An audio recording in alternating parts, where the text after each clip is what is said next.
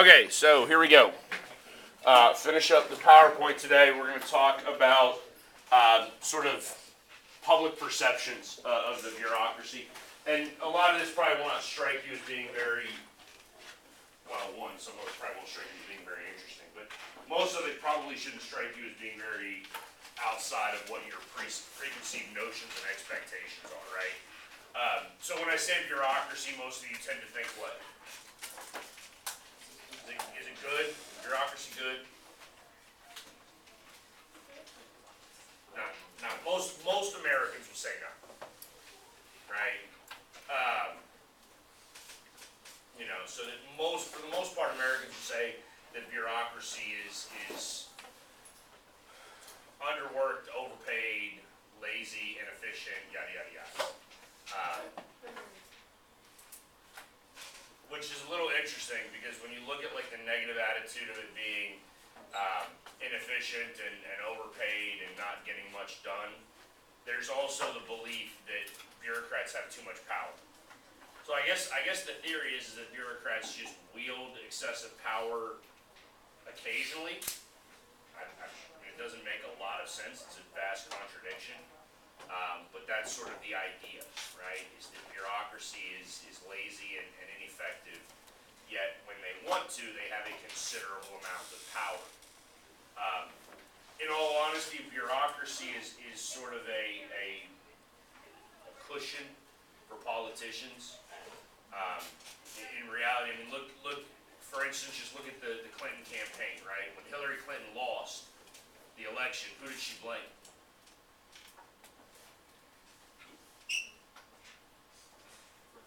The immediate blame went to James Comey and the FBI, right? It was the FBI's fault that she lost the election, right? Which is comical because her husband told her she was going to lose the election. Like, of all the people in America that the election results shocked, Bill Clinton was not one of them. Because Bill Clinton understood that working class whites were not going to vote for him. Right? Which is a fascinating concept considering that's how he got to the White House. Right? Some of our criticisms, we say that bureaucrats have excessive red tape. Like that's the whole joke about, having to sign everything 3 times. And I'll be honest with you, like bureaucracy is all about paperwork. And if you ever get into a job that ever deals with an excessive amount of paperwork, it's kind of comical, right? I mean, literally, you go like when my wife and I bought our house, we had to sign. I bet you I signed 100 sheets of paper to buy a house. Like that's absurd, but that's sort of the way life is anymore, right? And in all honesty, this is something that is only really going to get worse, for the simple fact that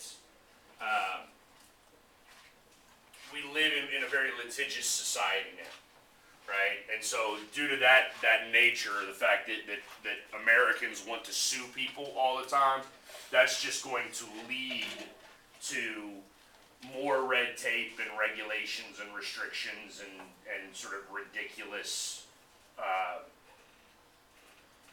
sort of hoops that you have to jump through to get things done. Like the very fact that somebody can sue McDonald's because they spilled coffee on themselves and won $1 million for it is asinine. What? She got like 30 returns. Like it fused okay. legs together. No. I understand that she got burnt from the coffee. Mm-hmm. It's coffee. Coffee's hot. She went through a drive-through, and the genius put the coffee between her legs. The reason she won is because McDonald's, like, they heated it, way over what they were supposed to. Like, it was almost boiling. That's why she won the whole thing. She didn't order iced coffee. Yeah, but they have, like, a certain thing that they're supposed to, like, a certain temperature they're supposed to put it to, and they put it, like, way over that, because people, they were like, well, if they're driving while they're doing it, because it's drive-through, then they're not going to drink it in the car. So it's going to cool down when they drink it, so they're like, yeah, we'll just put it to however hot it's going to be. And I understand your argument. I still think that that's stupid and asinine.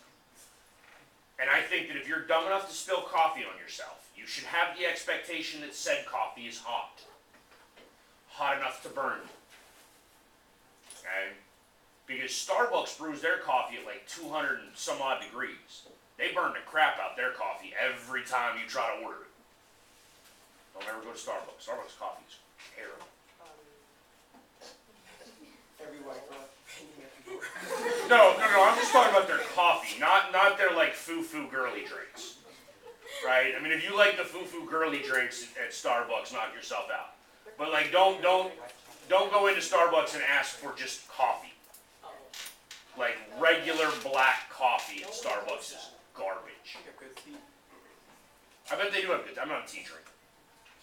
I drink black coffee. That's what I drink, and I will not ever buy it from Starbucks because it's horrific. What? I do. Oh. You have those little fancy fucking Keurig? Keurig? No, like those Oh, the manual press? No. I don't have a French press. Okay. I want you to understand this too, in terms of the bureaucracy and in terms of all the red tapes. There's actually some ridiculous natures of bureaucracy in which bureaucracy sort of works against itself. So, do we know who the Surgeon General is?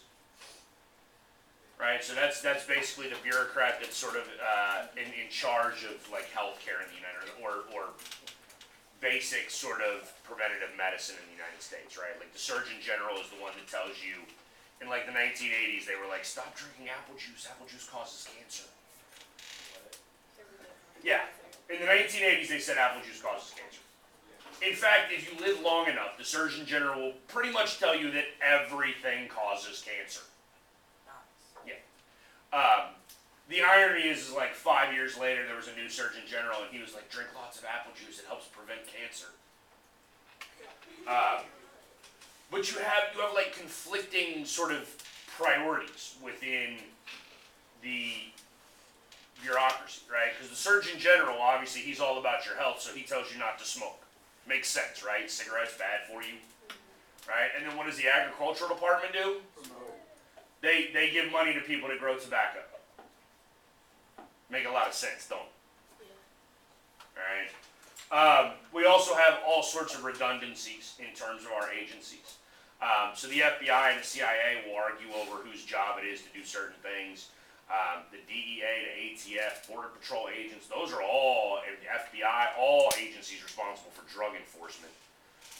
And most agencies do not, what's the word I'm looking for? When they work with one another.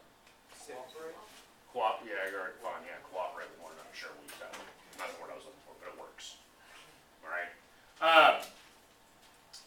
In terms of excessive growth, we've talked about this, so the number of federal employees really hasn't risen, but the federal government gives everything to the states now, and state governments have become bloated in terms of bureaucracy, and since it's general grants or block grants that are coming to the states from the federal government, and the federal government is telling the states sort of, here's all this money and you now are responsible for it and you have to do this and we're not going to do it for you.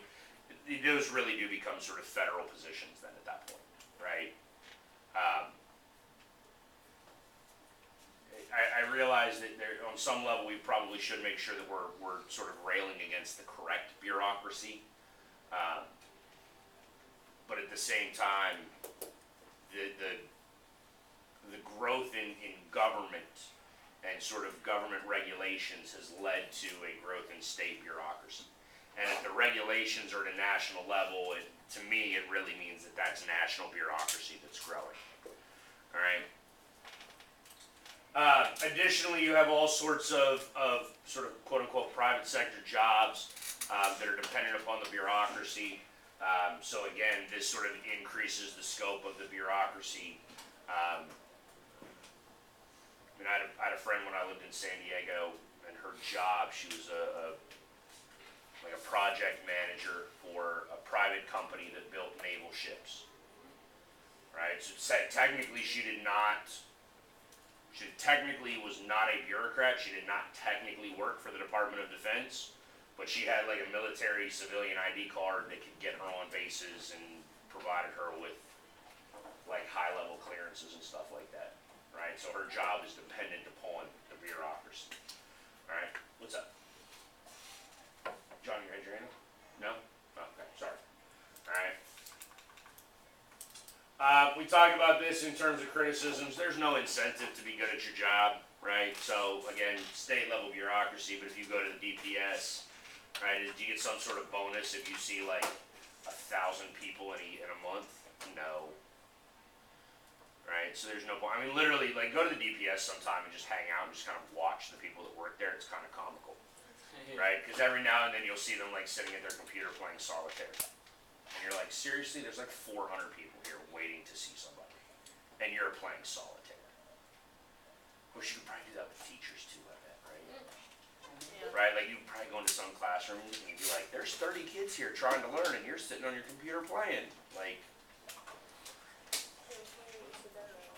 and I mean, sadly, you think about it, I mean, teachers really are bureaucrats in the same level and there's no incentive, right? I mean, like if 100% of my kids pass the AP test, do I get some sort of bonus at the end of the year? I'll be lucky to get a high five. Like I would literally settle for a legitimate, like, real pat on the back, but I probably won't get that. Like there's literally no incentives.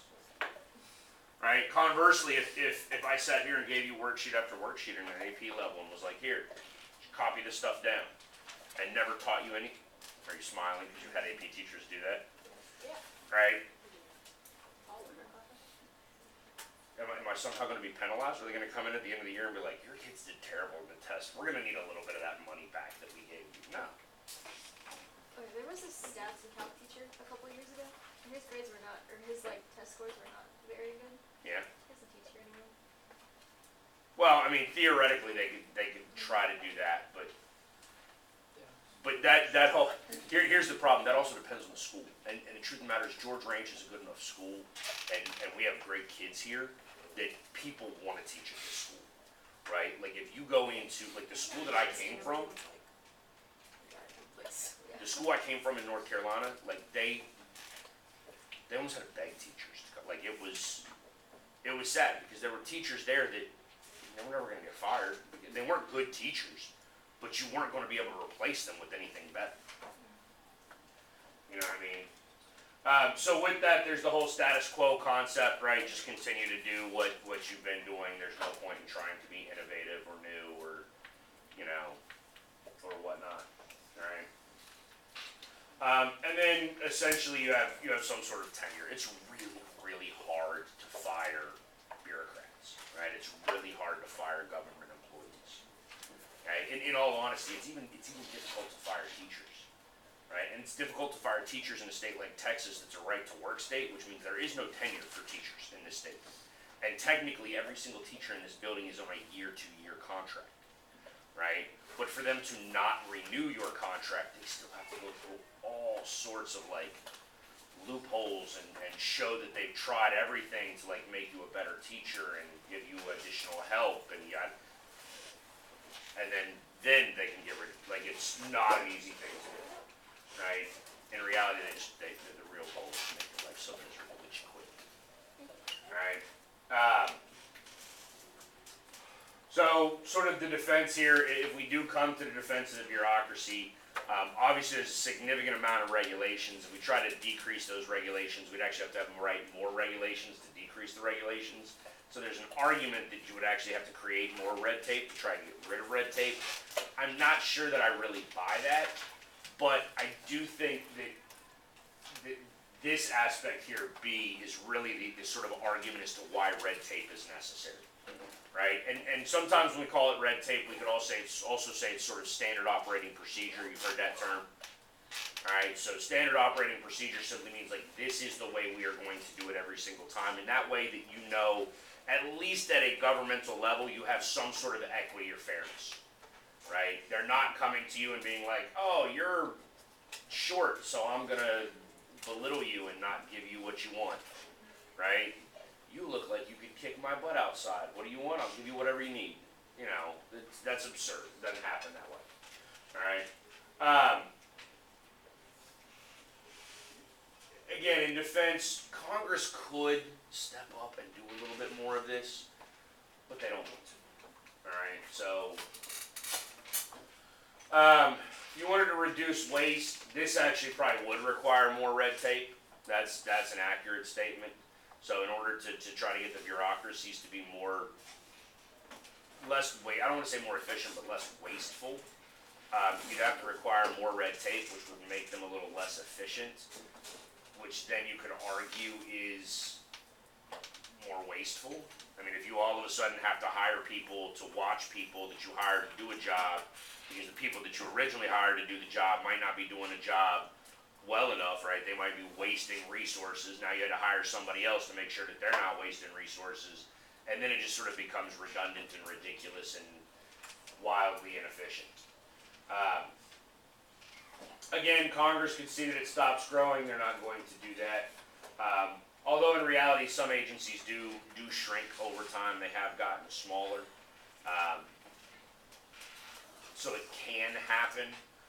The Postal Service is a fairly good example of that. The Postal Service is actually a fairly good example of, like, efficient, well-run bureaucracy, which you might find comical, because obviously mail is not very fast.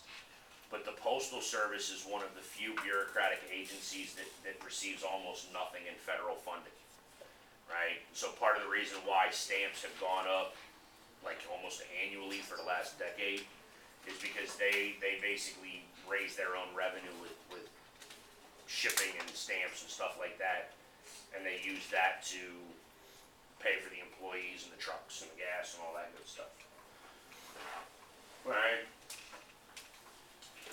Additionally, public is inconsistent in what it wants, right? And this I always find comical. The government, or people kind of demand that the government do things, right?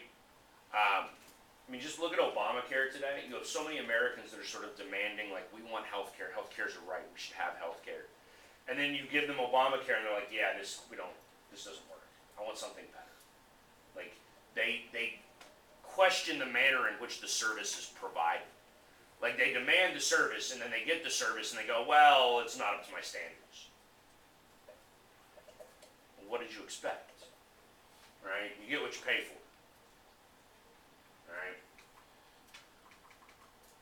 And then just real quick, some laws, and these are some pretty interesting things as it pertains to bureaucracy.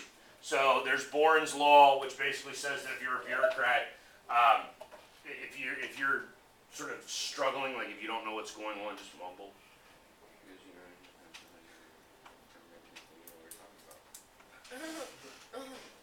Right? When you're in trouble, you delegate. So if you get overwhelmed, you delegate. And then theoretically, when you're in charge, you should ponder things. You should actually think about them. This is somewhat idealistic, especially I don't think the last one really happens. When you're in charge, you don't really ponder. Right? Smith's principle for bureaucracy is never do anything for the first time, which is part of the reason why bureaucracy is not innovative or new when the status quo exists. Does that make sense?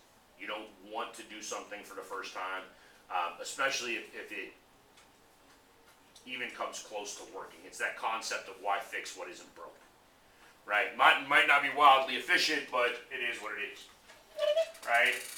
The Peter Principle, I love this one because I wholeheartedly believe that this is absolutely true. I learned this when I was in the Marine Corps, okay? In a hierarchy, people get promoted to their level of incompetence.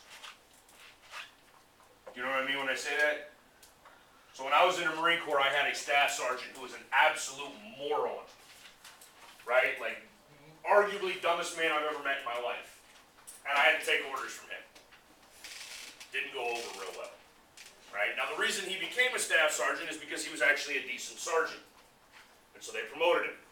And they gave him more responsibility and more sort of command authority. He actually had to make decisions, and all of a sudden it became very apparent that he was a moron. And he never got promoted again. Right?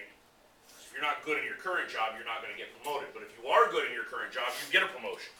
Until you get so many promotions that all of a sudden you're now sort of over your head in terms of your capabilities. Does that make sense? That's how you actually get promoted to a level of incompetence. And it's one of the reasons why the bureaucracy seems so inefficient in and of itself. Right? Because everybody who is good at their job moves up until you are no longer good at your job, and then you just stay there, and now everybody's bad at their job. And then the last principle that's up here, right, so Parkinson's second law, this is something that Ronald Reagan used to talk about. This is 100% accurate as well. And that is that expenditures will rise to meet income. Okay? Ronald Reagan used to say, basically, that the government will find a purpose for every dollar it takes. Think about this logically for a second. In the United States, when's the last time we had a budget surplus? What? 90s. Bill Clinton did it. Right? Bill Clinton with a Republican Congress, we actually had a surplus for a short period of time. Didn't pay down the debt at all. Right? Bill Clinton still drastically increased our national debt. Just like presidents before and after him. And with the statistic that I love, and I think I mentioned in this class once before already, right? Who was the last president of the United States to leave office without a national debt? Andrew Jackson, president number 7 of 45. Okay? Not good at math, but I'm pretty sure that means that 37 straight presidents have left office with a national debt. There you go.